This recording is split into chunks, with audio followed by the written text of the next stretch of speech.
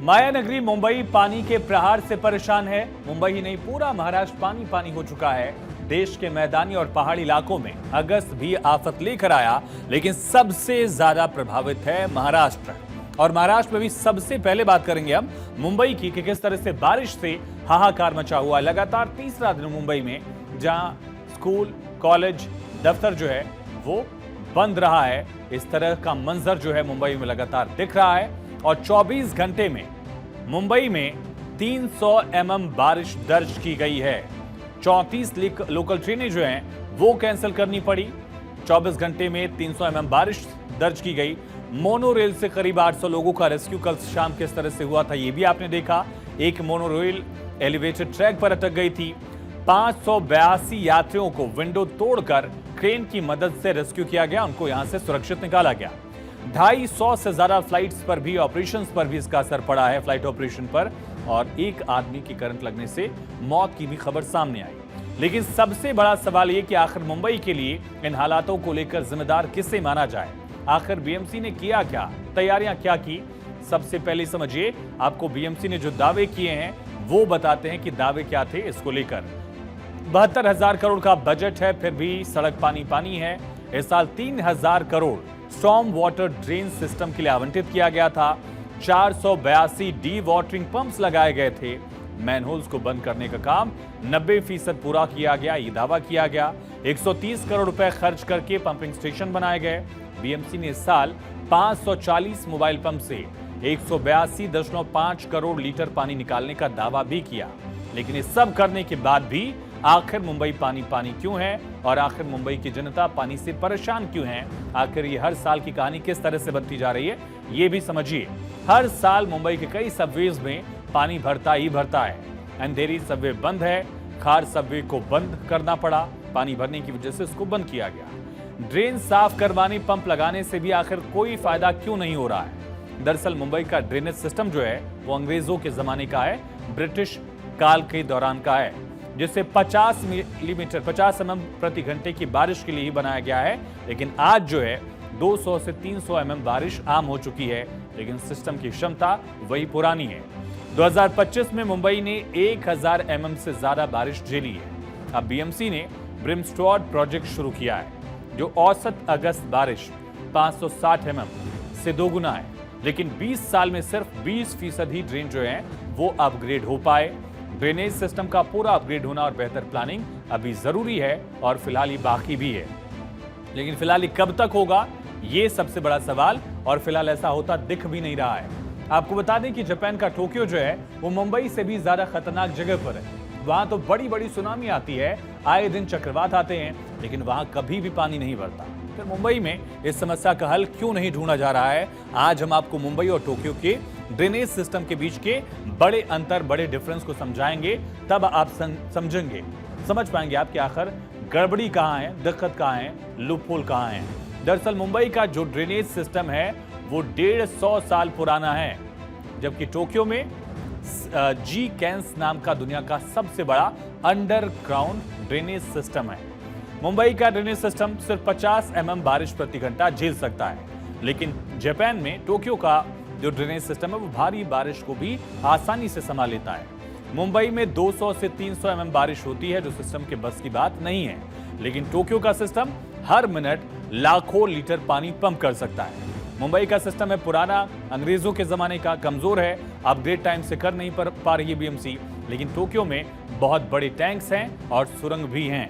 मुंबई में नालों की सफाई भी ठीक ढंग से नहीं होती है, लेकिन टोक्यो में पुराने नाले भी समय समय पर अपग्रेड किए जाते रहे हैं। मुंबई में कचरा, सिल्ट ही लगातार नालों में जमा होता है।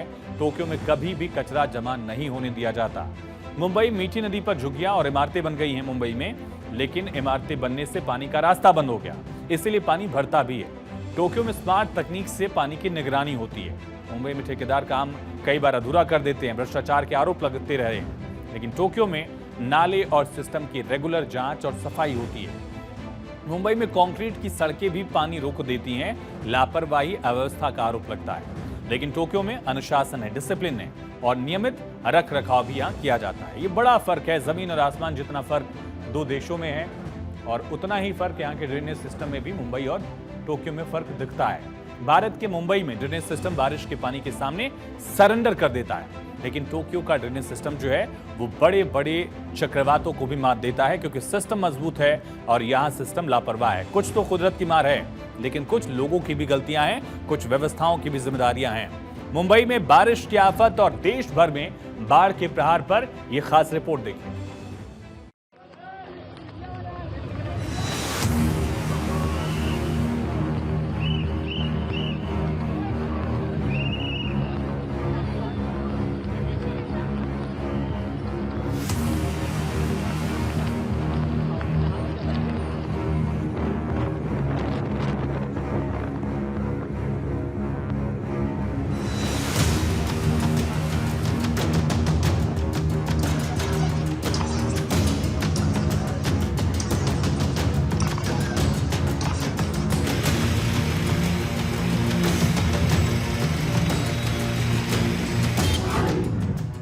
मूसलाधार अगस्त, हालत पस्त।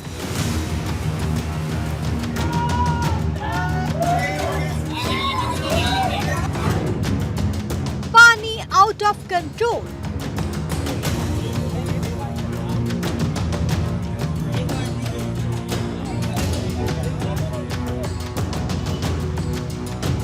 सड़कों पर पानी, पटरी पर पानी, मुंबई पानी पानी।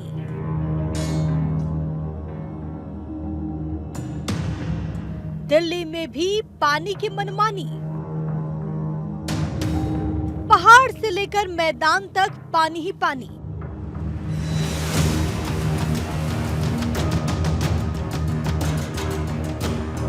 पिछले 4 दिनों से लगातार हो रही बारिश ने देश की आर्थिक राजधानी मुंबई को हिलाकर रख दिया है। भारी बारिश के कारण हमेशा दौड़ने वाला मुंबई रुक सा गया। मुंबई महाराष्ट्र में 4 दिन की बारिश ने भारी तबाही लाई। कभी नहीं रुकने वाली मुंबई अचानक रुक गई। मौसम विभाग ने आज भी मुंबई के लिए ऑरेंज अलर्ट तो रायगढ़ और पालघर थाने के लिए रेड अलर्ट जारी किया है। मौसम विभाग के अनुसार आने वाले कुछ दिनों तक इसी तरह का मौसम रहेगा। सरकारी आंकड़े के अनुसार अब तक 4 दिनों में 21 लोगों की मौत हुई है, जबकि 100 से ज्यादा जानवरों की मौत हुई है। फिलहाल यह आंकड़ा बढ़ सकता है। आपको बता दें कि लगातार मुंबई में हो रही बारिश से जनजीवन काफी अस्त व्यस्त हुआ है।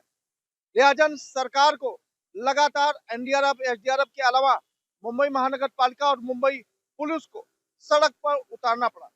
आलम यह रहा कि मुंबई कर त्राही करते नजर आ रहे। मुंबई की लोकल हो या फिर हवाई सेवा, सभी पूरी तरह से ठप रही। लिहाजा सभी लोगों का एक ही बात का इंतजार कि आखिरकार कैसे मुंबईकरों को राहत मिलेगी। लेकिन सिर्फ मुंबई नहीं, पूरा महाराष्ट्र रुक गया है। महाराष्ट्र के भिवंडी में बीते 2 दिनों से हो रही भारी बारिश ने जनजीवन को पूरी तरह से अस्त व्यस्त कर दिया। मौसम विभाग के अनुसार 18 अगस्त को शहर में 147 मिलीमीटर और 19 अगस्त को दोपहर के 3 बजे तक 126 मिलीमीटर बारिश दर्ज की गई। भारी बारिश की वजह से सड़कों पर जल जमाव और कई इलाकों में लोगों के घरों में पानी दाखिल हो गया। ठाणे और भिवंडी में लोगों के घर पानी में डूब चुके हैं। जहां देखो सिर्फ पानी ही पानी है।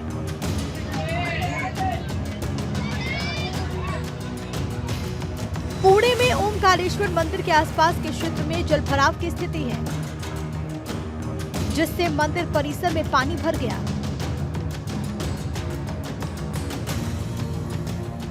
लगातार बारिश के कारण पिंपरी चिंचवड़ में बाढ़ आ गई है। सड़कें जलमग्न हो गई हैं।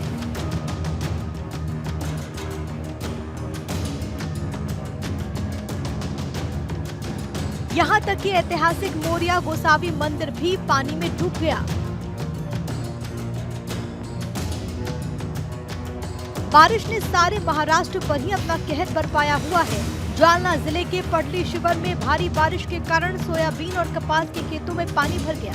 इससे किसानों की फसलें प्रभावित हुई हैं। जिससे उन्हें काफी नुकसान होने की संभावना है। खेतों में पानी भर जाने से फसलें खराब हो रही हैं। इससे किसानों को चिंता हो रही है।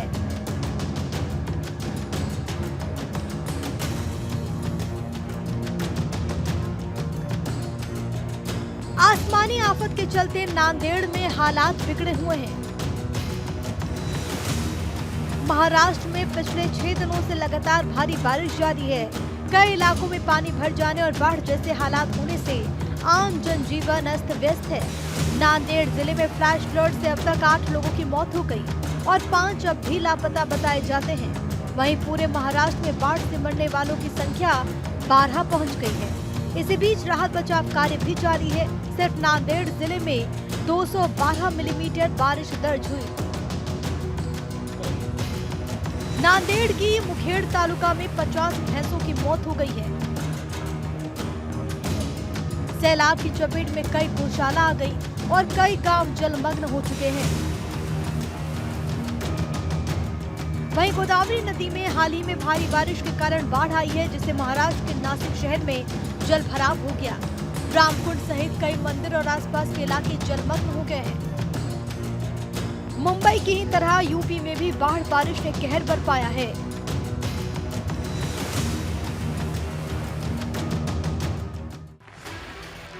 यूपी में मॉनसून अब इस कदर कहर बरपा रहा है कि हाहाकार मचा हुआ है। मॉनसूनी सीजन में 1 जून से 19 अगस्त तक की बात करें तो अब तक 521.2 मिलीमीटर यूपी में बारिश हो चुकी है, जबकि मौसम विभाग ने इस अवधि में 513.7 मिलीमीटर बारिश का अनुमान लगाया था।